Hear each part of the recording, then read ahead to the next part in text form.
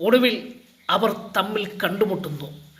മഴ തോരും മുമ്പേ എന്ന ജനപ്രിയ പരമ്പരയിൽ പ്രേക്ഷകരായ നാം ഓരോരുത്തരും കാത്തിരുന്ന ആ ആകാംക്ഷ നിറഞ്ഞ നിമിഷം നമ്മുടെ മുൻപിൽ എത്തുകയാണ്.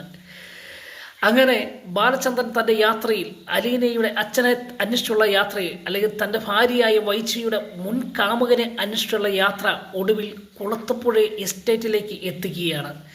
അങ്ങനെ ബാലചന്ദ്രൻ ആദ്യം പുനലൂരിലെത്തുന്നെങ്കിലും സ്റ്റാലിൻ ജോസഫ് എന്ന വ്യക്തിയുടെ തറവാട് വീട്ടിലെത്തുന്നുണ്ടെങ്കിലും അവിടെയല്ല അദ്ദേഹം താമസിക്കുന്നതെന്നും കുറച്ച് കാലങ്ങളായിട്ട് അദ്ദേഹം കുളത്തുപുഴയിലാണ് താമസം ആക്കിയിരിക്കുന്നതെന്ന് ബാലചന്ദ്രൻ അറിയുകയാണ്. അങ്ങനെ ഒട്ടും സമയം ബാലചന്ദ്രന് കളയുവാനില്ലായിരുന്നു. ഒരു ചായയിൽ മാത്രം ഒതുക്കി ആ പടി ഇറങ്ങുമ്പോഴും ബാലചന്ദ്രൻ്റെ മനസ്സിൽ ഒരു രൂപവും ഭാവവും ഉണ്ടായിരുന്നു. ആരായിരിക്കും സ്റ്റാലിൻ ജോസഫ് എന്നും.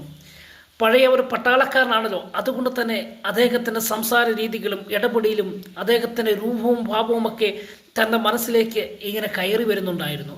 അങ്ങനെ യാത്രയിലുടനീളം സ്റ്റാലിൻ ജോസഫിനെ കാണുവാനുള്ള ആ വ്യഗ്രത ബാലചന്ദ്രൻ ഉണ്ടെങ്കിലും കുളത്തുപുഴയിലെത്തി സ്റ്റാലിൻ ജോസഫ് എന്ന വ്യക്തിയെ, അല്ലെങ്കിൽ കൊട്ടാരമറ്റം സ്റ്റാലിനെ അന്വേഷിച്ചപ്പോൾ മുതൽ ബാലചന്ദ്രൻ്റെ മനസ്സിലെ രൂപവും ഭാവവും ഒക്കെ മാറുകയാണ്. ഇത്രത്തോളം ഭീകരമായിരുന്നോ ആ വ്യക്തി? ഇത്രത്തോളം ക്രിമിനൽ മുക്തിയുള്ളവനാണോ ഈ സ്റ്റാലിൻ ജോസഫ് എന്ന് പോലും ബാലചന്ദ്രൻ ചിന്തിക്കുന്ന ചില നിമിഷങ്ങളും വരും ദിവസത്തെ എപ്പിസോഡിൽ കാണാം. അങ്ങനെ രണ്ടും കൽപ്പിച്ച് ബാലചന്ദ്രൻ അദ്ദേഹത്തെ കണ്ടുമുട്ടിയേ മതിയാകൂ. അലീനയുടെ അച്ഛൻ, അല്ലെങ്കിൽ തൻ്റെ ഭാര്യയുടെ മുൻകാമുകൻ ആരായിരിക്കും, അവൻ എങ്ങനെയുള്ളവനായിരിക്കണം എന്ന് കാണണമെന്നൊരു വലിയൊരു ആഗ്രഹം, അല്ലെങ്കിൽ ഒരു വാശിയായിരുന്നു ബാലചന്ദ്രന്. ഒടുവിൽ ആ എസ്റ്റേറ്റ് എത്തുമ്പോൾ തന്നെ ബാലചന്ദ്രൻ്റെ മനസ്സ് അല്പം ഭയക്കുന്നത് നമുക്ക് കാണാം. കാരണം ആൾപ്പാർപ്പില്ലാത്ത ഒരു എസ്റ്റേറ്റ്, അവിടെ ഒരു പ്രേതാലയം പോലെ ഒരു വീട്ടിൽ കുറച്ചധികം നായ്ക്കളുമായി ഒരു നായാട്ടുകാരന് തുല്യമായ ഒരു ഭീകരരൂപിയാണ് ബാലചന്ദ്രൻ കണ്ടെത്തുന്നത്. അങ്ങനെ അവിടെ എത്തുമ്പോൾ തന്നെ ബാലചന്ദ്രനെ കൂട്ടിക്കൊണ്ടുപോകുവാൻ തൻ്റെ കുറച്ച് തൊഴിലാളി ആളുകൾ, അല്ലെങ്കിൽ തൻ്റെ ആ എസ്റ്റേറ്റിൻ്റെ കുറച്ച് കാവൽക്കാർ തന്നോടൊപ്പം ചെല്ലുകയാണ്. ആരാണ് എന്താണ് എന്നും ചോദിക്കുന്നില്ല.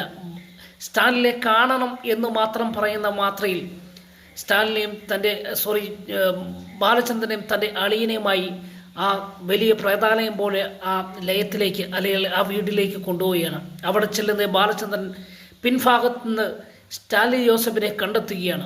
കുറച്ചധികം അല്ലെങ്കിൽ വേട്ട നായ്ക്കളുടെ ഇടയിൽ ഒരു ഭീകരരൂപിയായി നിൽക്കുന്ന ആ വ്യക്തിയോട് എന്താണ് സംസാരിക്കേണ്ടതെന്ന് പോലും അറിയാതെ ബാലചന്ദ്രൻ്റെ മനസ്സൊന്ന് പെടയുന്നതും വരും ദിവസത്തെ എപ്പിസോഡിൽ നമ്മൾ കാണുന്നുണ്ട് കേട്ടോ. അങ്ങനെ എന്തായാലും ബാലചന്ദ്രന് ഈ വ്യക്തിയെ കാണണം, അദ്ദേഹത്തോട് സംസാരിക്കണം. തന്നെ ജീവന തുല്യം സ്നേഹിക്കുന്ന അലീനയെ അദ്ദേഹത്തിൻ്റെ കയ്യിൽ ഏൽപ്പിക്കണം എന്ന വലിയൊരു ഉത്തരവാദിത്വമായി ആ ഭീകരരൂപിയായ സ്റ്റാലിൻ ജോസഫുമായി മുഖാമുഖം സംസാരിക്കുവാൻ പോകുന്നതാണ് തിങ്കളാഴ്ചത്തെ എപ്പിസോഡിൽ നമ്മൾ കാണാൻ പോകുന്നത്. അപ്പോൾ തീർച്ചയായിട്ടും ഇതൊരു പ്രമോ വിശേഷമാണ്. റിയൽ വിശേഷമായി കാണും വരെ എല്ലാവർക്കും ഗുഡ് ബൈ.